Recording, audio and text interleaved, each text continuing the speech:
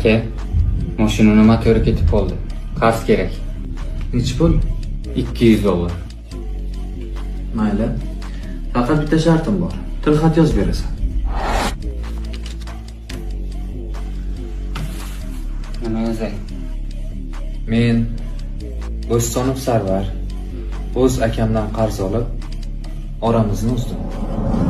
Bitta qorindan talashib tushgan, bitta nonni bo'lishib yegan, bitta kiyimni almashtirib kiygan paytlarimni unutdim.